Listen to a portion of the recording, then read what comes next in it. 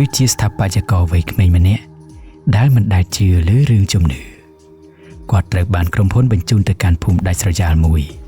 នៅជើងភ្នំគូលែនដើម្បីសិក្សាគម្រោងសាងសង់រមណីយដ្ឋានថ្មីប៉ុន្តែការមកដល់របស់គាត់បានដាស់វិញ្ញាណអាក្រក់ដែលត្រូវបានឃុំឃាំងដោយតាខុនគ្រូធ្មប់ដ៏មានឥទ្ធិពលប្រចាំភូមិសម្បត្តិត្រូវតែស្វែងរកការពិតអំពីអតីតកាលរបស់ខ្លួនឯងនិងរៀនទទួលយកពិភពដែលគាត់មិនដែលជឿដើម្បីសង្គ្រោះភូមិទាំងមូលពីការបំផ្លិចបំផ្លាញរថយន្ត Land Cruiser ពណ៌ខ្មៅបានរត់កាត់ផ្លូវលំក្រហមដែលហុំព័ទ្ធដោយព្រៃក្រាស់ទាំងសងខាងធូលីដីហុយត្រឡូមនៅពីក្រោយរថយន្តហាក់ដូចជាវាំងននបិទបាំងផ្លូវត្រឡប់ក្រោយសម្បត្តិដកដង្ហើមធំខណៈគាត់សម្លឹងមើលទៅផែនទី GPS ដែលគ្មានសេវាគួរទៅដល់ហើយគាត់រអ៊ូតិចដាក់ខ្លួនឯងនៅចំពោះមុខគាត់ភ្នំគូលែនដែលខ្ពស់ត្រដែតកាត់ផ្ទៃមេឃពណ៌ប្រផេះនៃពេរូសៀលបរិយាកាសនៅទីនេះស្ងប់ស្ងាត់ណាស់ស្ងប់ស្ងាត់រហូតដល់គួរឲ្យខ្លាចសម្បត្តិគ្រាន់តែមកទីនេះដើម្បីវាស់វែងដីសម្រាប់គម្រោងសន្តាគារធម្មជាតិតែប៉ុណ្ណោះប៉ុន្តែគាត់មានអារម្មណ៍ថាមានភ្នែករាប់រយគូកំពុងសម្លឹងមើលគាត់ពីក្នុងព្រៃរថយន្តបានឈប់នៅចំពោះមុខថ្លោងទ្វារវត្តចាស់មួយដែលជាច្រកចូលទៅកាន់ភូមិស្វាយព្រៃផ្ទះឈើបុរាណសង់ខ្ពស់ផុតពីដីតម្រៀបគ្នាយ៉ាងរាយប៉ាយអ្វីដែលចម្លែកគឺគ្មានក្មេងរត់លេងហើយក៏គ្មានសំឡេងសត្វចិញ្ចឹមដែរពេលសម្បត្តិបោះចំហៀនចុះពីឡានខ្យល់ត្រជាក់មួយបានបក់បោកមកប៉ះស្បែកគាត់ធ្វើឲ្យរោមដៃរបស់គាត់បាសនៅក្រោមដើមពោធិ៍ធំមួយក្បែរផ្លូវមានបរិសុទ្ធចំណាស់ម្នាក់អង្គុយសមាធិគាត់មានសាក់យ័ន្តពេញខ្លួននិងពាក់ខ្សែកថាជាច្រើនកុំចូលទៅសំឡេងស្អកបន្លឺឡើងទោះបីជាបរិសុទ្ធចំណាស់នោះមិនបានបើកភ្នែកក៏ដោយសម្បត្តិភ្ញាក់ព្រឺតលោកពូនិយាយជាមួយខ្ញុំឬបុរសចំណាស់បើកភ្នែកឡើងភ្នែករបស់គាត់មានពណ៌សថ្លាដូចកែវដីនេះមិនស្វាគមន៍អ្នកទេត្រឡប់ទៅវិញទៅមុនពេលព្រះអាទិត្យលិចខ្ញុំមកទីនេះដើម្បីធ្វើការងារខ្ញុំមានច្បាប់អនុញ្ញាតសម្បត្តិព្យាយាមពន្យល់ប៉ុន្តែបុរសចំណាស់នោះបានក្រោកឈរឡើងហើយដើរចូលទៅក្នុងព្រៃបាត់ដោយបន្សល់ទុកតែពាក្យមួយឃ្លាបើឯងនៅឯងនឹងឃើញអ្វីដែលឯងមិនគួរឃើញ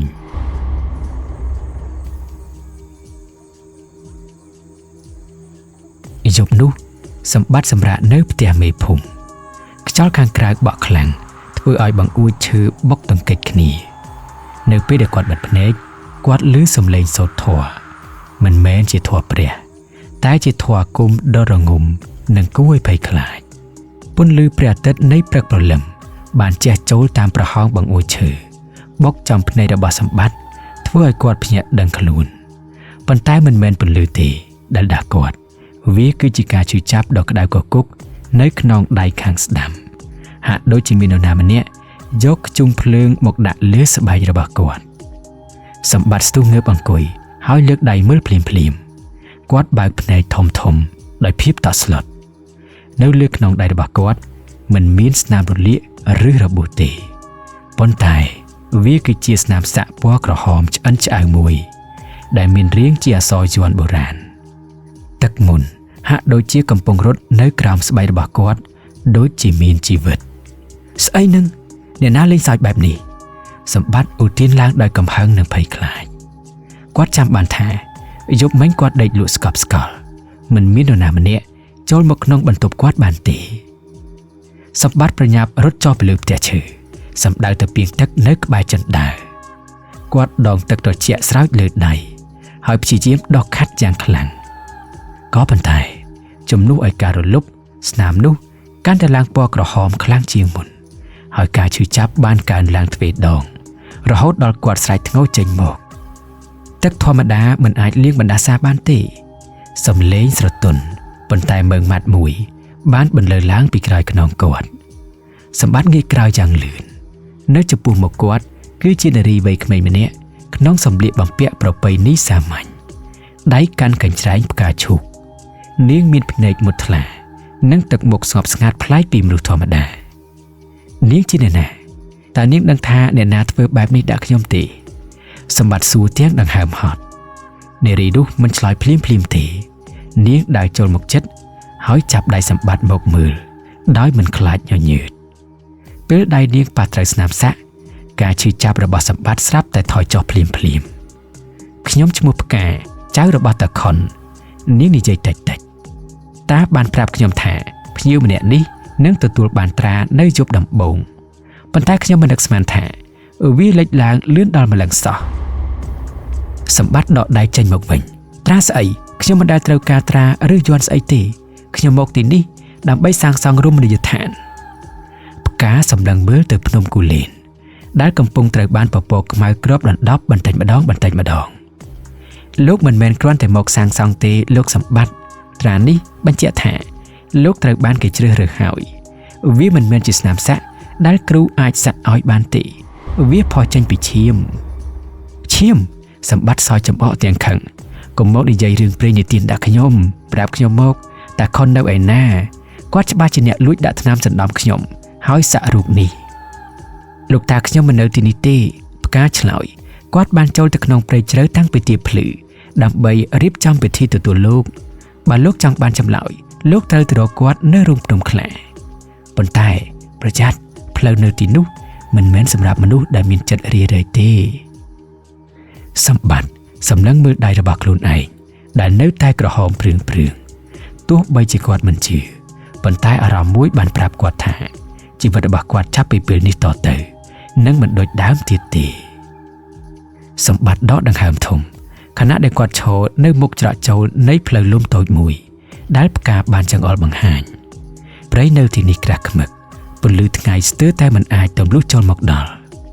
សំឡេងសត្វយំកងរំពងពេញព្រៃធ្វើឲ្យបេះដូងរបស់គាត់លូតញាប់ខុសចង្វាក់គាត់បានដើរអស់រយៈពេល7-2ម៉ោងរហូតដល់គាត់បានឃើញផ្ទាំងថ្មធំដុះស្លែពណ៌បៃតងខ្ចីនៅទីបំផុត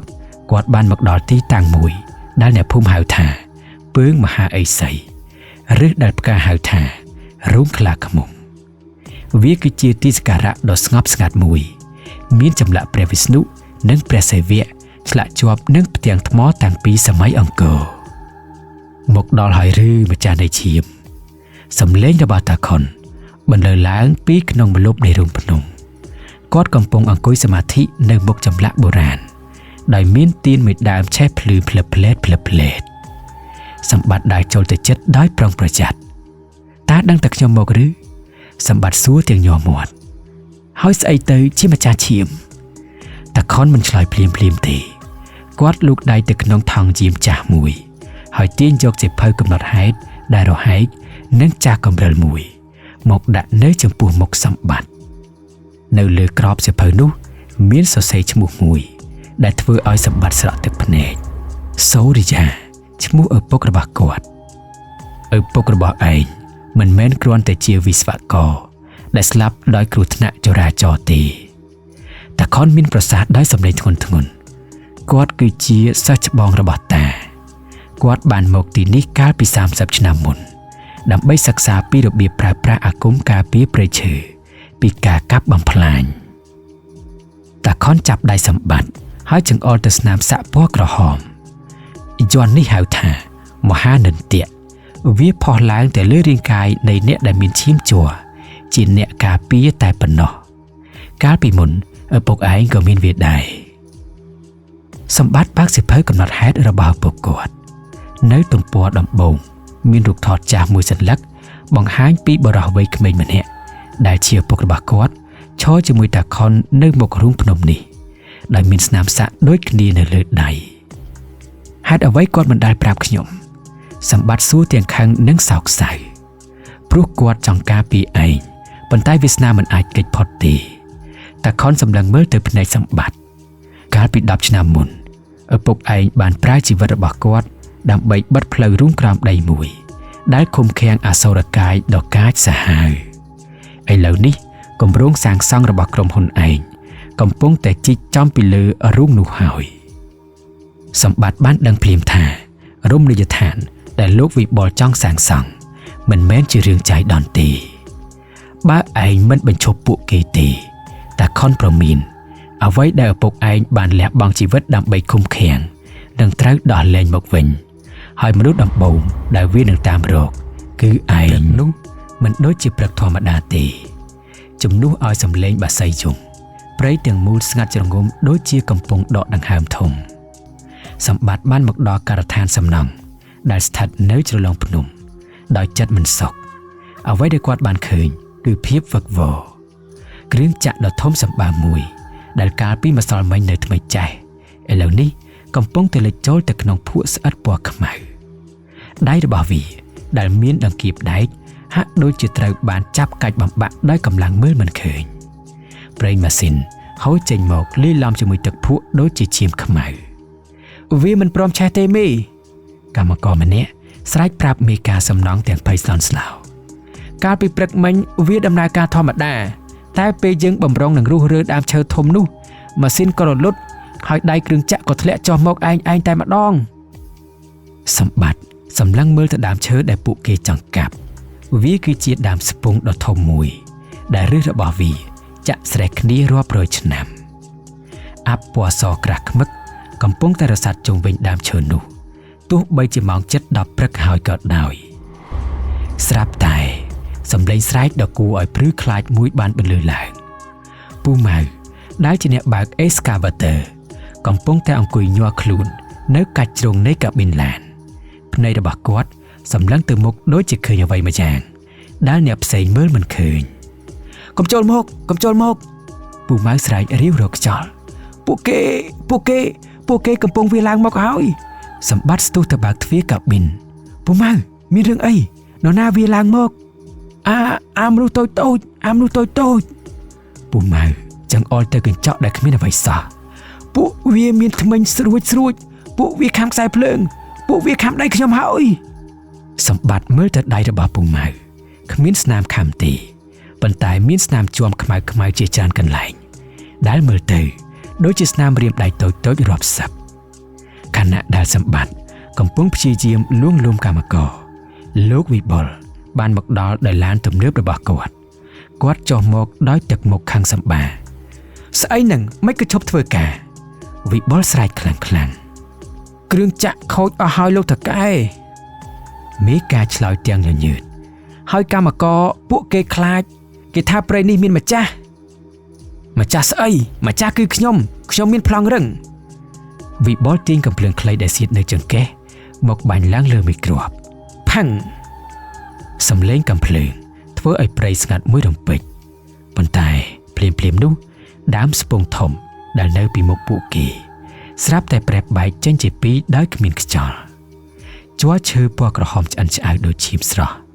បានហូរចេញពីស្នាមប្រេះនោះសម្បត្តិដើរថយក្រោយដៃរបស់គាត់ដែលសាក់រូបយ័ន្តចាប់ផ្ដើមក្តៅកគុកម្ដងទៀតនៅក្នុងត្រចៀករបស់គាត់ឮសំឡេងរបស់តាខុនបន្លឺឡើងយ៉ាងច្បាស់ដែកមិនអាចយកឈ្នះវិញ្ញាណបានទេយប់នេះពួកគេនឹងមកយកជីវិតឯងសម្បត្តិដឹងភ្លាមថានេះមិនមែនជាឧបទ្ទវហេតុបច្ចេកទេសទេសង្គ្រាមបានចាប់ផ្ដើមហើយ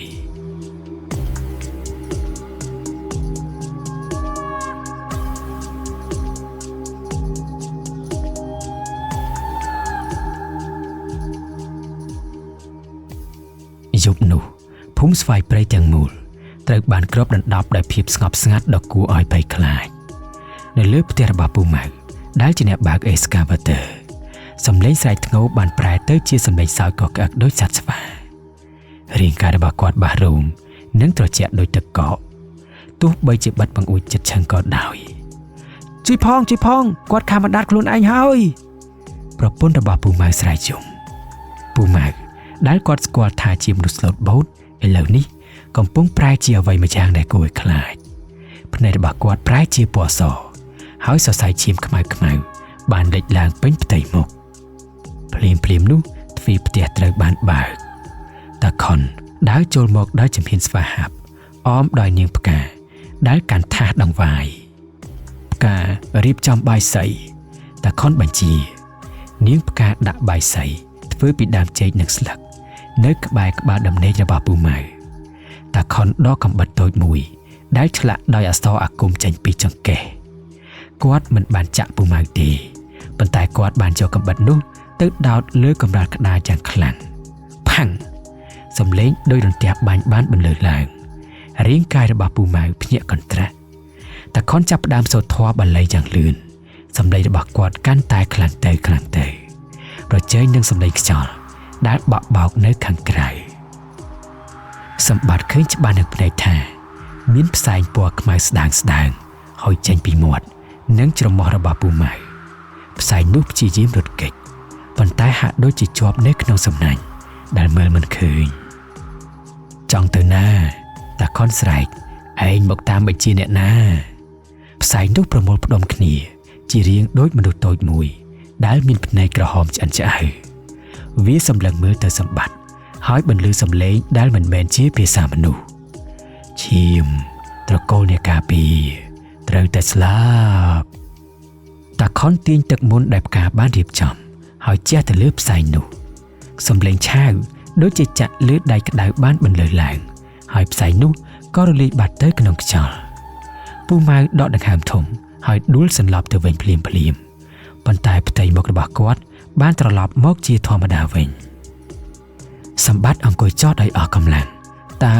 តើវាជាស្អីតាខុនជូតញើសចេញពីថ្ងាសគាត់មើលទៅចាស់ជាងមុន10ឆ្នាំក្រោយពីធ្វើពិធីនេះវាមិនមែនជាខ្មោចព្រៃធម្មតាទេវាជាព្រាយចិញ្ចឹមមាននរណាម្នាក់បញ្ជូនវាឲ្យមកសម្រាប់កម្មករដើម្បីបើកផ្លូវគាត់សម្លឹងមើលទៅសម្បត្តិយ៉ាងមើងម៉ាត់សត្រូវរបស់យើងមិនមែនមានតែអមនុស្សទេ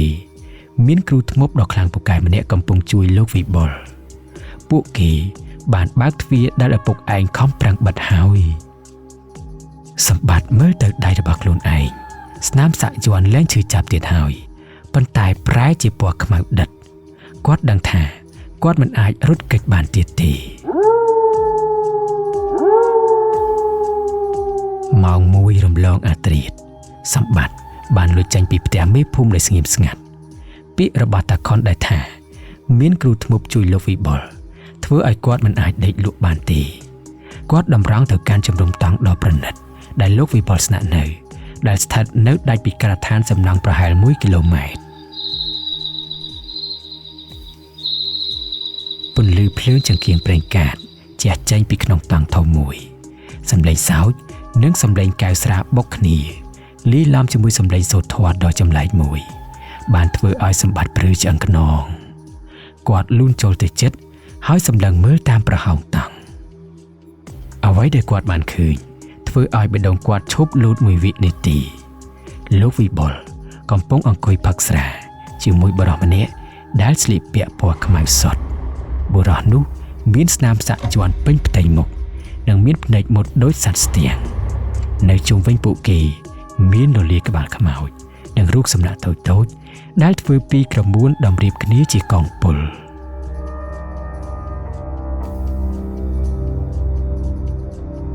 លោកគ្រូក្រុងពិតជាពូកែណាស់លោកវិបុលសរសើរទាំងលើកែស្រាគ្រាន់តែប្រើព្រាយកូនក្មេងមួយសោះធ្វើឲ្យពួកវាខ្លាចក្បាលរួញអស់ទៅហើយកុំទាន់អាលសរសើរ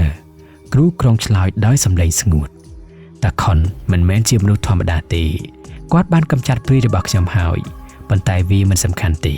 ព្រោះគោលដៅរបស់យើងមិនមែនសម្រាប់កម្មករទេគ្រូក្រុងលោកដៃទៅបើកប្រអប់ដែកមួយដែលដាក់នៅលើតុនៅក្នុងនោះមានផែនទីចាស់មួយដែលគូរដោយទឹកមាសយប់ពេញបរមីខាងមុខនេះទ្វារនៃប្រាសាទក្រោមដីនឹងបើកគ្រូក្រុងចង្អុលទៅចំណុចក្រហមមួយនៅលើផែនទីដែលចំទីតាំងដើមស្ពងធំ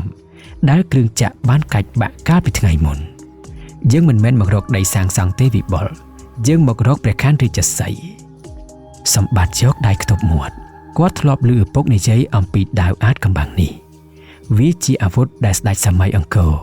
ប្រើដើម្បីបញ្ជាទ័ពខ្មោចចុះអស្ថាបត្យករវ័យក្មេងនោះវិបុលសួរអាសម្បត្តិនឹងឬគ្រូក្រុងសោចកញ្ជ្រៀវទុកវាឲ្យខ្ញុំឈាមរបស់វាគឺជាសោដ៏សំខាន់បំផុតដើម្បីបើកទ្វារប្រាសាទបើគ្មានឈាមត្រកូលអ្នកការពារទេយើងមិនអាចយកដាវនោះបានឡើយឪពុកវាបានបិទទ្វារនេះ10ឆ្នាំមុនឥឡូវកូនវានឹងបើកទ្វារនេះវិញដោយមិនដឹងខ្លួន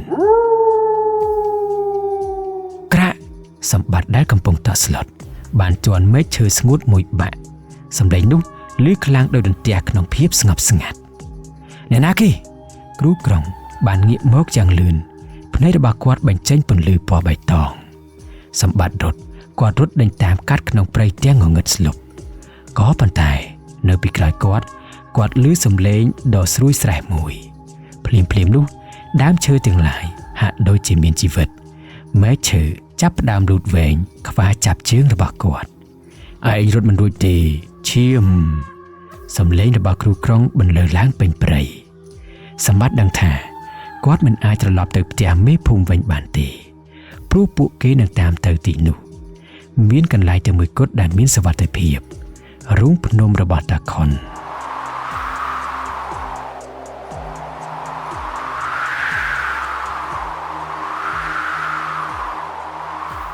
ព្រះច័ន្ទរះពេញវងឡើងខ្ពស់ត្រដែតចោលពន្លឺពណ៌លឿងស្លេកទៅលើព្រៃភ្នំគូលែននៅត្រង់គល់ឈើស្ពង់ដែលបាក់បែកគ្រូក្រុងនិងកូនចៅរបស់លោកវៃបុលបានរៀបចំអាសនៈរួចរាល់ហើយក្លិនធូបនិងទៀនក្រមួនបានសាយភាយពេញបរិយាកាសលាយឡំជាមួយក្លិននៃភាពលោភលន់ដល់ម៉ោងហើយគ្រូក្រុងសម្លឹងមើលទៅព្រះច័ន្ទរួចងាកមកមើលរណ្ដៅដីដែលពួកគេបានជីកនៅបាតរណ្ដៅនោះមានផ្ទាំងថ្មបុរាណមួយផ្ទាំងដែលមានឆ្លាក់រូបមុខជាកំពុងតែបញ្ចេញពន្លឺតិចៗតបនឹងពន្លឺព្រះច័ន្ទឈប់ភ្លាមសំឡេងរបស់តាខុនបន្លឺឡើងដូចផ្គរលាន់គាត់ដើរចេញពីក្នុងព្រៃងងឹតអមដោយសម្បត្តិនិងនាងផ្កាសម្បត្តិមានអារម្មណ៍ថាឈាមក្នុងខ្លួនគាត់កំពុងតែពុះកញ្ជ្រោលស្នាមសាក់នៅដៃរបស់គាត់ក្តៅដូចគេដុតអតាចាចចេះវិបុលស្រែកសម្រាប់ពួកវាទៅក្រុមទាហានស៊ីឈ្នួលរាប់សិបនាក់បានស្ទុះចូលមកវាយប្រហារប៉ុន្តែតាខុនមិនបានដកថយទេគាត់ក្រវីដៃម៉ាយកាក់មួយក្តាប់ទៅលើដីភ្លាមនោះហ្វូងអឺម៉ាល់រាប់រយក្បាលបានហោះចេញពីកាក់នោះទៅវាយប្រហារទាហានដែលធ្វើឲ្យពួកគេរត់បែកជើងគ្នាខណៈដែលភាពវឹកវរកំពុងកើតឡើងគ្រូក្រុងបានលូតចូលទៅប្រឈមមុខជាមួយតាខុនការប្រយុទ្ធរវាងគ្រូទាំងពីរមិនមែនប្រើកណ្ដាប់ដៃទេតែប្រើថាមពលចិត្តខ្យល់បក់បោកយ៉ាងខ្លាំងនៅជុំវិញពួកគេគ្រូក្រុងប្រើមន្តអាគមខ្មៅបញ្ចូលវិញ្ញាណអាក្រក់រាងដោយស្រមោលខ្មៅទៅច្របាច់កតាខុនសូត្រធម៌បាលីបង្កើតជាពន្លឺពណ៌មាសការពារខ្លួនពីការវាយប្រហារសម្បត្តិទៅបិទទ្វារនោះតាខុនស្រែកទាំងលំបាកកុំឲ្យឈាមឯងធ្លាក់ដល់ដីសម្បត្តិរត់ទៅរកទាំងថ្មនៅបាតរណ្ដៅប៉ុន្តែលោកវិបុលបានស្ទុះមកកាត់ផ្លូវគាត់ដោយកាន់កាំបិតនៅក្នុងដៃឯងគិតថាឯងទៅណារួចវិបុលសោចឈាមឯងមានតម្លៃជាងដីនេះទៅទៀតពួកគេបានប្រតាយប្រតបគ្នាក្នុងពេលប្រតាយប្រតបផ្លែឡាមកាំបិតរបស់វិបុលបានឆាបទៅត្រូវដៃរបស់សម្បត្តិឈាមពណ៌ក្រហមបានបាញ់ចេញមកដំណក់ឈាមរបស់សម្បត្តិបានធ្លាក់ចុះទៅលើផ្ទាំងថ្មរូបមុខជានោះក្រៀងដីទាំងមូលចាប់ផ្ដើមរំជួយពន្លឺពណ៌ក្រហមមួយបានបាញ់ចេញពីផ្ទាំងថ្មហោះទៅលើមេឃដូចសសរភ្លើងសំឡេងរបស់អ្វីមួយដែលធំសម្បើកនិងឃោឃៅបានបន្លឺឡើងពីក្រោមដីគ្រូក្រុងសោចយ៉ាងខ្លាំងហាសម្រាប់ហើយទ្វារបើកហើយសម្បត្តិដួលទៅលើដីសម្លឹងមើលទៅស្នាមប្រេះនៃទ្វារដែលកំពុងតែញែកចេញពីគ្នាគាត់មិនបានបិទវាទេគាត់គឺជាអ្នកបើកវាដីនៅក្រោមជើងរបស់ពួកគេបានប្រេះបែកដូចកញ្ចក់ផ្សែងពណ៌ខ្មៅដិតបានហុយចេញពីស្នាមប្រេះនោះបង្កើតបានជារាងកាយដ៏ធំសម្បើមមួយដែលមានកម្ពស់ខ្ពស់ជាងដើមឈើទៅទៀតវាមានភ្នែកក្រហមឆ្អិនឆ្អៅនិងកាន់ដំបងដែកដែលមានភ្លើងឆេះនេះមិនមែនជាវិញ្ញាណធម្មតាទេវាគឺជាអសុរៈភ្លើងដែលត្រូវបានឃុំឃាំងរាប់រយឆ្នាំមកហើយក្រាបចុះខ្ញុំជាចៅហ្វាយឯងគ្រូក្រុងស្រែកបញ្ជាដោយលើកដាវបុរាណឡើងលើខ្ញុំមានឈាមត្រកូលនៃការពារស្ដាប់បង្គាប់ខ្ញុំភ្លាមអសុរៈភ្លើងនោះបានងាកមកមើលគ្រូក្រុងវាមិនបានលុតជង្គង់ទេ តែវាបានលើកជើងដ៏ធំរបស់វាបោកទៅលើដីបង្កើតជាកម្លាំងខ្យល់បោកបក់ធ្វើឲ្យគ្រូក្រុងនិងលោកវិបុលហោះទៅបុកនឹងដើមឈើដោយស្លឹកឈើស្ងួតឈាមឯងមិនបរិសុទ្ធទេសំឡេងដ៏គ្រោតគ្រាតរបស់វាបន្លឺឡើងធ្វើឲ្យអ្នកទាំងអស់គ្នាឈឺត្រជាតាខុនដែលកំពុងអង្គុយដកដង្ហើមធំនៅក្បែរគល់ឈើបានហៅសម្បត្តិឲ្យចូលមកជិតមុខរបស់គាត់ស្លេកស្លាំងប៉ុន្តែភ្នែករបស់គាត់នៅតែភ្លឺថ្លាសម្បត្តិស្ដាប់តាឲ្យច្បាស់តាខុននិយាយទាំងហត់ទ្វារនេះបើកហើយគ្មានអាគមណាអាចបិទវាបានទេក្រៅពីការបូជាជីវិតសម្បត្តិស្រក់ទឹកភ្នែកតាកុំនិយាយបែបនេះយើងត្រូវរត់យើងនឹងរកវិធីផ្សេងណាលោកតាគ្មានផ្លូវផ្សេងទេចៅតាខុនចាប់ស្មាសម្បត្តិឪពុកឯងក៏បានធ្វើបែបនេះដែរកាលពី10ឆ្នាំមុនគាត់មិនបានស្លាប់ដោយសារគ្រោះថ្នាក់ចរាចរណ៍ទេគាត់បានយកខ្លួនគាត់ទៅបិទប្រហោងនៃទ្វារនរកនេះដើម្បីកុំឲ្យវាលាបត្របាក់នៅក្នុងភូមិយើងឥឡូវនេះគឺដល់វេនតាហើយអសុរៈភ្លើងចាប់ផ្ដើមដើរសម្ដៅទៅភូមិដើមឈើនៅតាមផ្លូវត្រូវបានភ្លើងឆេះសន្ធោសន្ធៅតាខុនបានក្រោកឈរឡើងជាលើកចុងក្រោយគាត់បានដើរចូលទៅចំកណ្ដាលនៃរង្វង់ភ្លើងគាត់អង្គុយចុះក្នុងកាយវិការសមាធិហើយចាប់ផ្ដើមសូត្រធម៌មួយឃ្លាដែលសម្បត្តិមិនធ្លាប់ឮរូបកាយជាដីវិញ្ញាណជាថ្មសូមคล้ายជាកំពែងការពារដែនដីពន្លឺពណ៌មាសបានស្ទុះចេញពីរាងកាយរបស់តាខុនពន្លឺនោះបានហោះទ្រង់ព័ទ្ធអសុរៈភ្លើងដូចជាខ្សែពូអសុរៈនោះស្រែកលាន់រំពងខណៈដែលរាងកាយរបស់វាចាប់ផ្ដើមរឹងបន្តិចម្ដងពីជើងដល់ក្បាល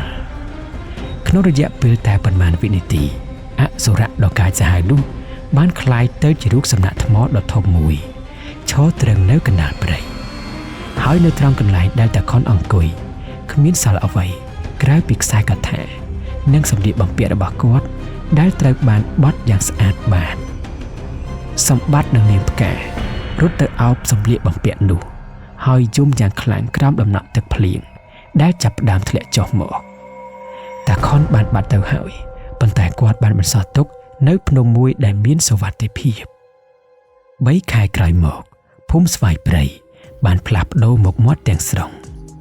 សំឡេងកាំភ្លើងនិងសំឡេងគ្រឿងចាក់ត្រូវបានជំនួសដោយសំឡេងពូថៅនិងរណាដែលកំពុងសាងសង់ផ្ទះថ្មីសម្បត្តិឈរនៅមុខកំណោភ្លើងមួយនៅក្នុងដៃរបស់គាត់គឺជាប្លង់មេនៃសន្តាគារប្រណិតដែលគាត់ធ្លាប់បានគូរយ៉ាងយកចិត្តទុកដាក់កាលពីពេលមុនគាត់សម្លឹងមើលវាជាលើកចុងក្រោយមុននឹងបោះវាចូលទៅក្នុងភ្លើងស្ដាយទេនាងផ្កាដើរមកឈរក្បែរគាត់ដៃកាន់កោតដាក់ធាតុរបស់តាខុនមិនស្ដាយទេសម្បត្តិញញឹមគាត់លែងស្លៀកពាក់ជាអ្នកទីក្រុងទៀតហើយគាត់ពាក់អាវកបត់និងក្រមាដែលអ្នកភូមិជូនសន្តាគារនោះនឹងសម្រាប់អ្នកភូមិនេះប៉ុន្តែគម្រោងថ្មីនេះនឹងធ្វើឲ្យវារស់រានមានជីវិតសម្បត្តិមិនបានចាកចេញពីភូមិទេគាត់បានប្រើប្រាស់ចំណេះដឹងផ្នែកស្ថាបត្យកម្មរបស់គាត់ដើម្បីបង្កើតប្លង់ថ្មីមួយមិនមែនជាអគារបេតុងកម្ពស់10ជាន់ទេប៉ុន្តែ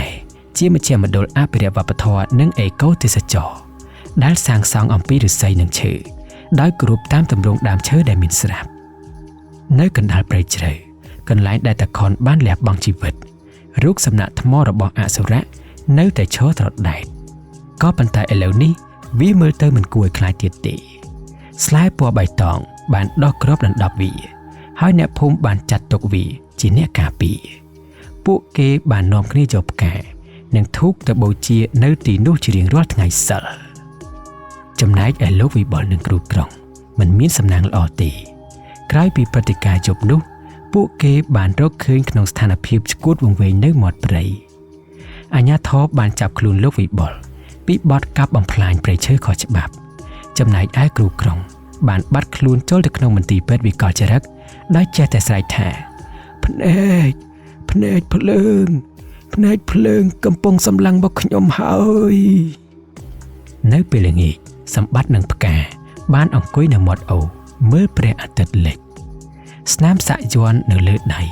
លែងមានពណ៌ក្រហមឆ្អិនឆ្អៅទៀតហើយវាបានប្រែទៅជាពណ៌ខ្មៅរលោង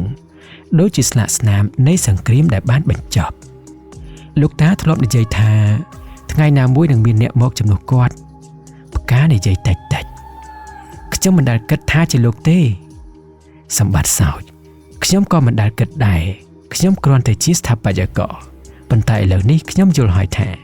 ការសាងសង់មិនមែនមានន័យថាបំផ្លាញចាស់ដើម្បីយកថ្មីទេវាគឺជាការសាងសង់ការពារអ្វីដែលមានតម្លៃគាត់ចាប់ដៃផ្កាខ្ញុំសន្យាដរាបណាខ្ញុំនៅរស់គ្មាននរណាម្នាក់អាចមកបំផ្លាញភ្នំនេះបានទៀតទេមួយឆ្នាំក្រោយមកភូមិស្វាយព្រៃលែងជាភូមិដាច់ស្រយាលដែលគួរឲ្យខ្លាចទៀតហើយវាបានប្រែទៅជាគោលដៅទេសចរធម្មជាតិដ៏ពេញនិយមមួយដែលមិនធ្វើឲ្យប៉ះពាល់ដល់បរិស្ថានផ្ទះឈើនិងឫស្សីត្រូវបានសាងសង់យ៉ាងប្រណិតនៅចន្លោះដើមឈើធំអនុញ្ញាតឲ្យភ្ញៀវទេសចររស់នៅកៀកនឹងធម្មជាតិសម្បត្តិកំពុងដើរត្រួតពិនិត្យស្ពានឈើមួយដែលទើបនឹងសាងសង់រួចគាត់លែងមានសភាពជាអ្នកទីក្រុងដែលឆេវឆាវទៀតហើយទឹកមុខរបស់គាត់ស្ងប់ស្ងាត់ដូចជាទឹកបឹងដែលគ្មានរលកបងសម្បត្តិភ្ញៀវមកដល់ហើយផ្កាស្រែកហៅពីក្បាលស្ពាននាងស្លៀកពាក់ជាមគ្គុទ្ទេសក៍ទេសចរពន្យល់អំពីប្រវត្តិសាស្ត្រនិងជំនឿរបស់អ្នកភូមិដោយមិនលាក់បាំងរឿងរ៉ាវនៃអតីតកាលនៅពេលរាត្រីចូលមកដល់ពេលដែលភ្ញៀវទាំងអស់ចូលសម្រាកអ្វីបានត្រឡប់មកសភាពស្ងប់ស្ងាត់វិញសម្បត្តិមិនបានចូលគេងទេគាត់បានដើរចូលទៅក្នុងព្រៃជ្រៅតែម្នាក់ឯងសម្ដៅទៅកាន់ទីតាំងដែលតខុនបានលះបង់ជីវិតនៅទីនោះរូបសំណាកនៃអសុរៈនៅតែឈរត្រដែតស្លែពណ៌បៃតងបានដុះគ្របដណ្ដប់វាស្ទើរតែជិតធ្វើឲ្យវាមើលទៅដូចជាផ្នែកមួយនៃធម្មជាតិសម្បត្តិអុជធូបមួយសរសៃ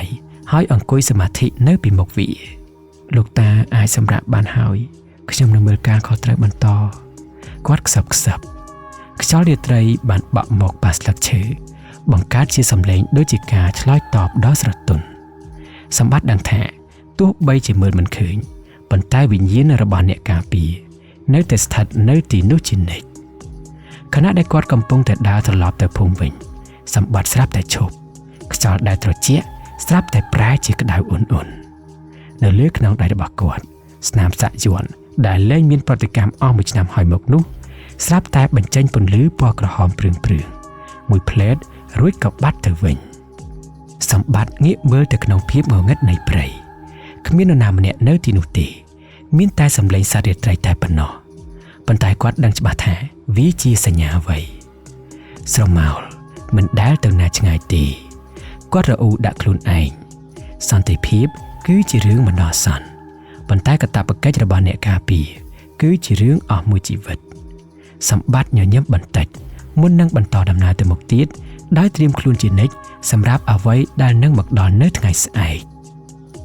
រឿងនេះចាប់ដោយបរិបូរណ៍នៅក្នុងខ្លឹមសារនៃសាច់រឿងនេះបង្ហាញអំពីតុល្យភាពរវាងការអភិវឌ្ឍនិងការអភិរក្សយើងមិនអាចបដិសេធវិទ្យាសាស្ត្រទេប៉ុន្តែយើងក៏មិនត្រូវបំភ្លេចឬមើលងាយជំនឿនឹងធម្មជាតិដែលជាឫសគល់របស់យើងដែរការគ្រប់គ្នាទៅវិញទៅមកគឺជាគន្លឹះនៃសន្តិភាព